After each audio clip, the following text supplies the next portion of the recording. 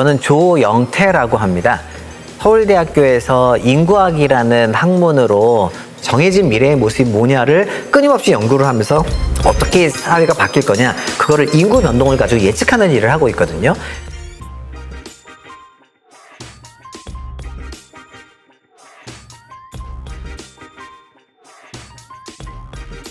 인구라는 거는 숫자이기도 하고요. 그다음에 또 하나는 어떤 사람인가라는 거랑도 관련이 있습니다. 그러니까 한마디로 양적인 측면과 질적인 측면을 이야기를 하는 건데요.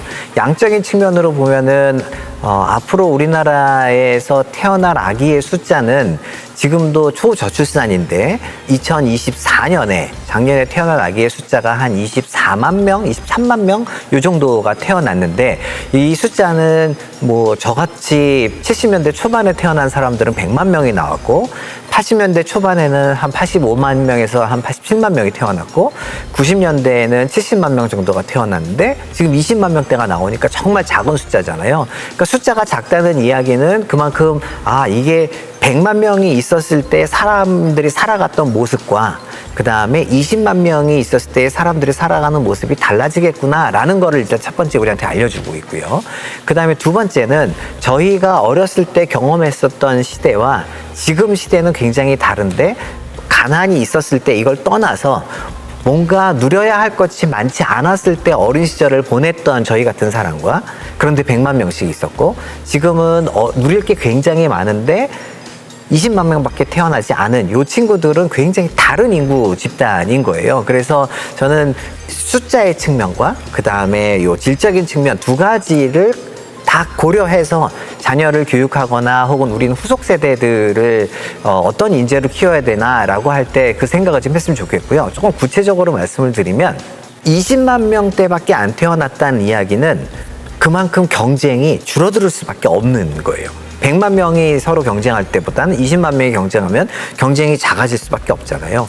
그런데 중요한 거는 100만 명이 태어났지만 전국에 흩어져 있고, 그 다음에 대학을 가야 되는데 대학 진학률이라는 게 한 35% 정도밖에 안 됐던 시기와, 지금은 20만 명대가 태어났지만 한 53%에서 55% 정도가 수도권에서 태어나고 있고, 그런데 다들 대학을 보내야 되고 대학도 좋은 대학을 보내야 돼 라는 시기를 사는 거는 완전히 이건 다른 이야기인 거예요.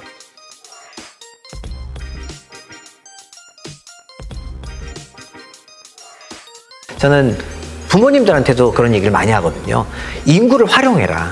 왜냐하면 인구는 거짓말을 하지 않습니다. 그러니까 예를 들어서 우리나라 인구가, 그러니까 내국인 인구로 2020년에 정점을 딱 찍고 5,100 몇만 명으로 찍고 지금 계속 줄어요. 앞으로 우리나라 인구 다시 못 늘어납니다. 근데 우리나라 인구가 2020년에 정점을 찍을 거라고 한 이야기는 이미 1985년 연구에 나와요. 아주 정확하게 딱 찍은 거예요. 그러니까 그게 가능한 이유는 뭐냐면, 인구는 한 명 한 명은 틀릴 수 있을지 모르지만 인구라는 거는 이 사람들의 집합체거든요. 사람들의 집합체는 그거에 흘러가는, 우리가 예상하는 흘러가는 대로 가요. 태어나는, 출산하는 아이의 숫자도 제가 내년에 몇 명이 태어날지, 올해 몇 명이 태어날지 정확하게 맞출 수는 없습니다만 그 흐름이라는 거, 사회를 바꿀 만한 흐름으로 가느냐 안 가느냐는 맞출 수가 있고요. 그래서 앞으로 대한민국에서 태어난 아기의 숫자는 아무리 출산율이 높아져도, 출산율이 높아지기도 쉽지 않지만 아무리 높아져도 30만 명을 다시 못 넘어갑니다. 그러면 앞으로 태어날 아이의 숫자가 30만 명이 안 된다는 이야기는 20만 명대로 사회가 구성될 거잖아요. 그러면 우리가 지금 갖고 있는 제도와 정책과 혹은 시장이 100만 명짜리인데 이게 20만 명짜리에서 제도로 작동을 할 수 있을까? 언제부터 그게 되나? 이런 거는 이미 다 예측이 가능해서, 그래서 그거를 활용을 하시면 내가 미래를 준비하는데 굉장히 많이 도움이 됩니다. 그래서 그게 인구학이 갖고 있는 가장 큰 매력이기도 하고 장점이기도 한 것 같아요.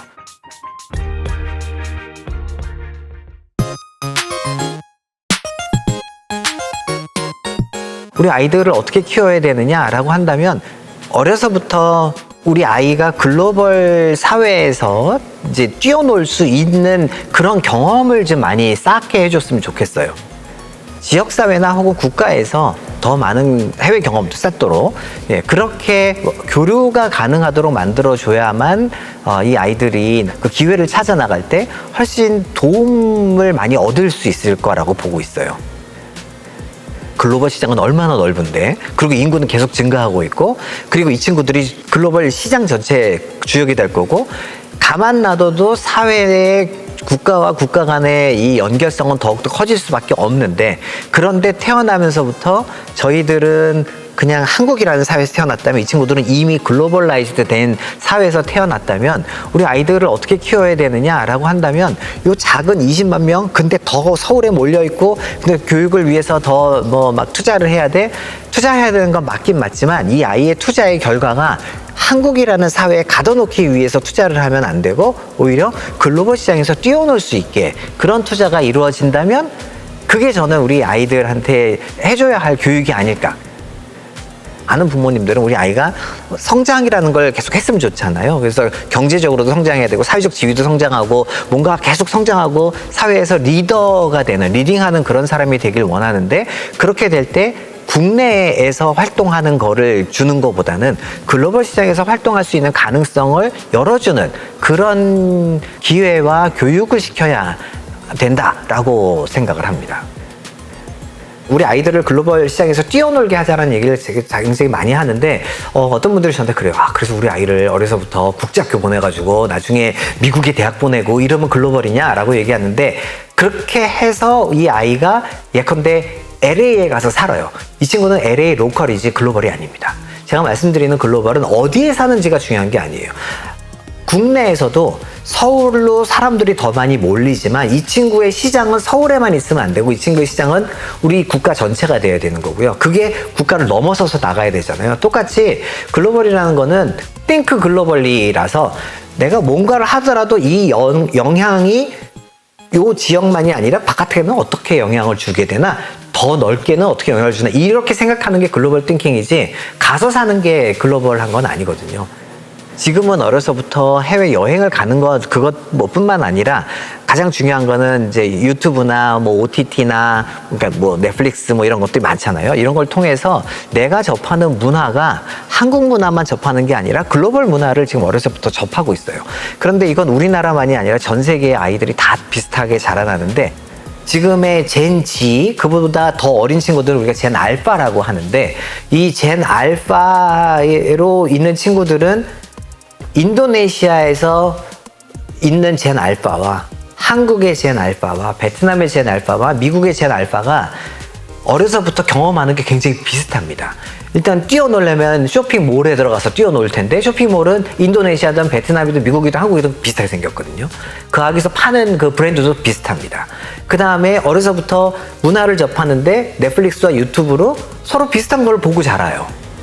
이 친구들이 숫자가, 대한민국은 저는 100만 명에서 이렇게 줄어들어서 20만 명으로 태어났지만, 전 세계의 인구는 이렇게 피라미드처럼 되어 있습니다. 그 얘기 뭐냐면은, 우리의 후속 세대가 전 세계에 조금 있으면 주역으로 성장을 할 거란 얘기예요.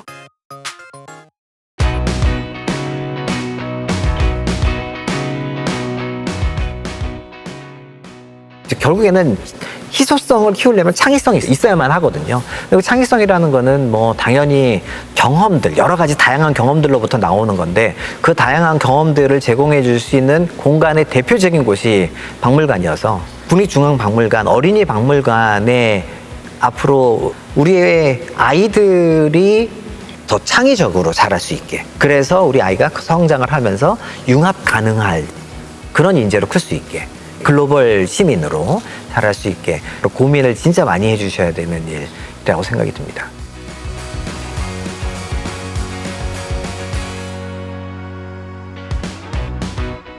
현실적으로 대한민국이라는 사회에서 인구는 점점 작아지고 있고, 위는 많고, 근데 축적된 지식은 많고, 앞으로 전 세계는 계속 커가는 게 정해져 있는 미래인데, 그런 곳에서 우리 아이가 자라난다면 우리 아이는 부모보다 더 뛰어나야만 한 거예요. 더 뛰어나게 하려면 어떻게 할 거냐? 그러니 부모는 하나의 지식으로 전문성을 키웠다면, 우리 아이들은 하나만이 아니라 여러 개를 동시에 알고 있어야 합니다.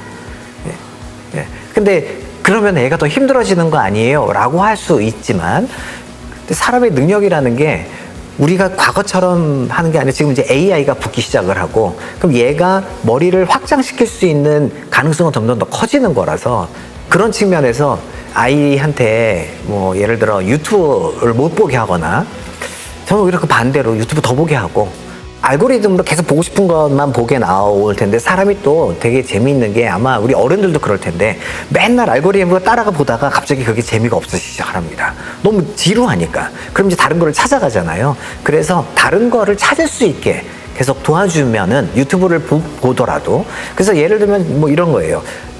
아프리카의 모습, 우리 지금 기성세대의 머릿속에 떠오르는 아프리카의 모습은 아주 못 살고 굶주리고 헐벗고 어린아이를 든 엄마가 있는데 어린아이 눈에 뭐 파리가 다니고 막 이런 모습만 보여요. 근데 아마 우리 아이들한테 아프리카의 모습을 좀 찾아봐라, 근데 진짜 유튜브로 그냥 찾아라 라고 한다면, 자기가 원래 봤던 그 알고리즘에 플러스 아프리카가 되면은 아이들 볼 수 있는 아프리카의 모습은 정말 각양각색으로 다 다르게 나올 겁니다. 스스로가 이제 사회를 알아가는 방식이고, 스스로가 이제 융합을 하는 방식이거든요. 그래서 저는 부모님들께 드리고 싶은 말씀이, 저도 사실은 쉽지 않은데도 불구하고 저도 계속 그러려고 노력하는 게, 저는 인구학자니까 인구가 한 방향으로만 흘러가요. 예를 들어서 계속 커져요. 이렇게 커지면 오늘보다 내일의 시장이 더 커질 거고 더 커질 거고 더 커질 거고, 그렇다면 근데 사람들이 살아가는 모습이 크게 변함이 없어요. 축적된 지식도 많지 않고. 이럴 때는 우리 부모님이 하셨던 대로 나도 하면 됩니다. 우리 부모님이 나한테 시키는 대로 나도 하면 돼요. 근데 우리나라의 인구 자체가 이제는 줄어들기 시작을 했고, 그 다음에 그냥 숫자만 줄어드는 게 아니라 수도권의 집중은 더 심화되었고, 그 다음에 윗세대에 비해서 아랫세대의 코호트 숫자가 굉장히 작아졌고, 그런데 지식은 훨씬 더 축적이 되었고, 부모는 80% 정도 이상의 대학을 나왔고, 이렇게 되는 완전히 다른 세상에서는 글로벌 소사이티는 더 커질 거고, 이렇게 된다면 내가 지나오면서 경험했던 바로 우리 아이의 미래를 재단을 해서는 안 된다 이에요. 그러니까 저는 저희 부모님이 재단하셨던 세상 속에서 자라나도 괜찮았다면, 그러나 우리 아이의 세상은 인구로 봤을 때 완전 다른 세상, 2030년대에서부터는 정말로 다른 세상이 올 가능성이 매우 크거든요. 그렇기 때문에 나의 경험으로 우리 아이의 미래를 판단해서는 안 된다입니다. 우리 아이의 미래는 우리 아이가 살아갈 미래의 모습을 먼저 내다볼 수 있게 해야 되고, 그 내다본 미래를 기반으로 우리 아이의 미래를 디자인 스스로 할 수 있게 도와줘야 되거든요. 여기에만 있는 게 아니라 글로벌 시장을 생각해야 되는 거고, 그런데 인구의 숫자가 줄면서 구직난이 엄청난 구인난으로 바뀌기 시작하면 우리 아이를 그런 세상에서는 지금까지 내가 살아봤더니 말이야, 이거는 적용이 안 되는 세상인 거예요. 그래서 우리 아이의 미래를 그려줄 때 본인이 그리면 안 된다고 저는 생각합니다.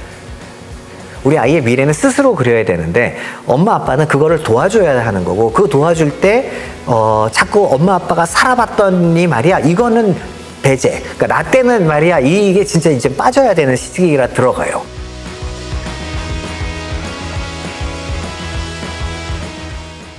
제 부모님이 제가 되게 감사해 하는 거는 자율성을 굉장히 많이 주셨어요.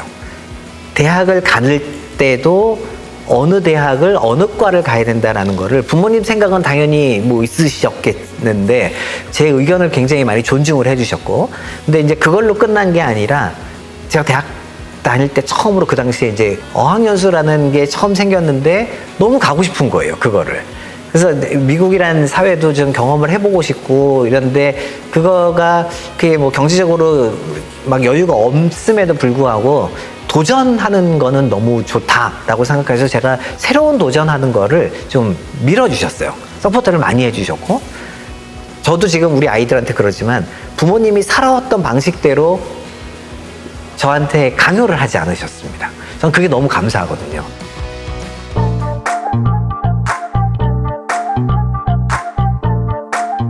국가로 봐서는 좀 안타깝다고 생각될 수 있는 것이, 사람들은 더 수도권으로 집중이 심화될 것 같습니다. 인구는 계속 줄 거예요. 전국이 다 줄어드는데, 그러나 수도권에 살고 있는 사람들이 줄어드는 속도가 지방보다는 훨씬 더 느려서 지방보다는 수도권에 집중되어 있는 사람들의 인구 비중이 높아질 거예요. 그래서 그 얘기는 뭐냐면 수도권에 사는 사람들은 여전히 왜 이렇게 사람이 많어라고 느낄 거고요. 지방은 그렇지 않을 겁니다. 근데 국가로서는 넓은 땅덩어리가 있는데 수도권에만 몰려 살면 안 되잖아요. 하지만 사람이 적어지면 적어질수록 더더욱 몰리게 되는 게 일반적인 경향이어서 수도권으로 사람들이 몰리게 된다면 아이들한테는 어떤 경험을 줘야 되냐? 우리나라도 글로벌의 일부분이에요. 그래서 저는 우리나라의 지형, 지리, 문화, 문물, 지역에 굉장히 많은 것들이 있는 거를 경험을 더 많이 시켜줬으면 좋겠다고 생각이 듭니다. 지방에 있는 것들을 알아야 성장을 하면서 그 지방을 나의 시장으로 만들 수 있는, 그 왔다 갔다 할 때 거기서 뭔가의 경제 활동을 할 수 있는 가능성들이 생길 수가 있어서, 그래서 더더욱 지방을 좀 많이 경험할 수 있게 했으면 좋겠다는 생각이 들어요.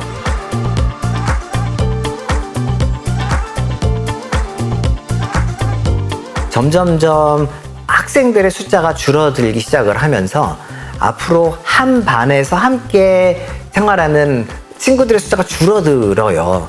근데 그게 교육적으로 사회성을 키우는 데 있어서는 좋지 않다라는 건 누구나 다 알고 있고, 학교가 갖고 있었던 여러 가지 기능들이 있는데 그 기능 중에 하나가 사회성 이런 거고, 그렇다 보면 오히려 더 퍼스널라이즈된 교육이 중요해요 라는 식으로 갈 수도 있거든요. 왜냐면 너무 작아지니까. 그럴 때 퍼스널라이즈 된 게 아니라 넓은 공간에서 함께 뛰어놀 수 있는 거를 왜냐면 그게 사회적으로도 필요하고 개인의 발달에도 필요하고 하니까. 근데 자주 찾아가서 놀 수 있는 공간이 된다면 어린이 박물관의 하나의 기능이 될 수도 있을 것 같다는 생각이 듭니다. 근데 여기서 뛰어노는 게 그냥 창의성이 아니라 굉장히 융합적인 사고를 할 수 있게 키워주네? 라고 한다면 많은 부모님들이 오지 않을까라는 생각이 들어요.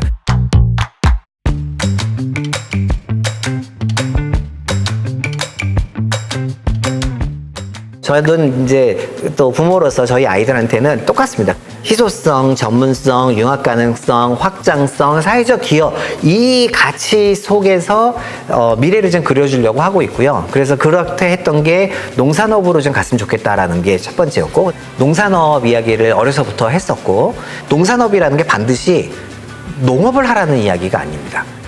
요즘에 아마 이런 얘기 많이 들으셨을 텐데, 농산업의 궁극적인 목표는 푸드를 만들어내는 거고, 근데 그 푸드를 만들어내는 그 체인이 여러 가지 체인이 있는데 그 체인에서 우리나라만이 아니라 다른 나라에서도 통용이 되는 그런 거를 하면 좋겠다. 또 최근에는 푸드가 그냥 먹는 걸로 끝나는 게 아니라 이게 이제 건강 관리랑도 연결이 되고, 그 다음에 그렇게 되려면 이 푸드가 어디서 재배가 되고 어떻게 유통이 되고 이런 게 다 데이터로 축적이 되잖아요. 그래서 그거를 요즘에는 이제 푸드 테크라는 걸로 발전을 하고 있는데, 그냥 식품 가공 혹은 식품 재배의 영역은 여기에다가 테크가 들어가는 순간 이게 고숙련의 전문의 영역으로 들어갑니다.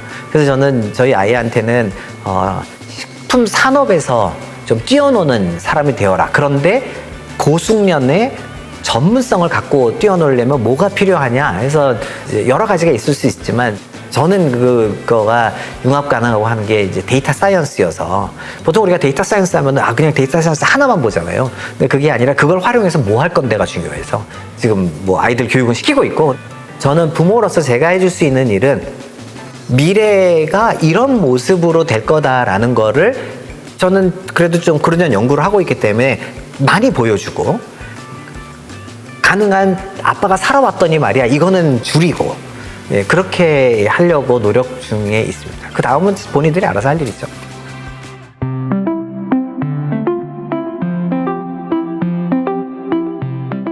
누군가는 색다른 뭔가를 경험을 하는 거가 당연히 그 희소성이란 걸 주기 때문에 그 희소성을 줄 수 있는 경험들을 시켜줬으면 좋겠다고, 그게 사실 이런 공간에, 넓은 공간에 와서 직접 만지고 체험하고 하는 그런 경험을 해줄 수 있다면 글로벌 사회에서의 희소성을 키워줄 수 있는 방식의 뭔가를 줄 수 있다. 그 중에 하나가 저는 박물관 혹은 뭐 미술관 혹은 뭐 다른 전시도 좋고 이런 경험들을 쌓게 해주는 게 창의적인 생각을 주는 데 있어서 굉장히 도움이 될 거라고 생각이 들어요. 박물관이라는 곳이 이게 공간이잖아요. 요즘에 집들이 서울과 수도권으로 더 많이 집중이 되고 점점 사람들이 많이 사는 곳으로 사람들이 몰립니다. 몰리게 되면서 집들의 공간이 작아지고 있어요. 그럼 작아진다는 이야기는 아이들이 집 안에서 향유할 수 있는 공간 자체가 작아지기 때문에 이거를 확장을 시켜줘야 되거든요. 그럼 공간의 확장을 어디 가서 할 거냐가 굉장히 중요할 것 같습니다. 그러니까 이 박물관이라는 것이 굉장히 넓은 이런 공간에서 새로운 것을 만질 수 있고 볼 수 있고 같이 커뮤니케이션 할 수 있는 그런 공간을 제공을 하고 있기 때문에 공간의 확장성이라는 개념에서 좀 접근을 하시면 좋겠다라는 생각이 들고요.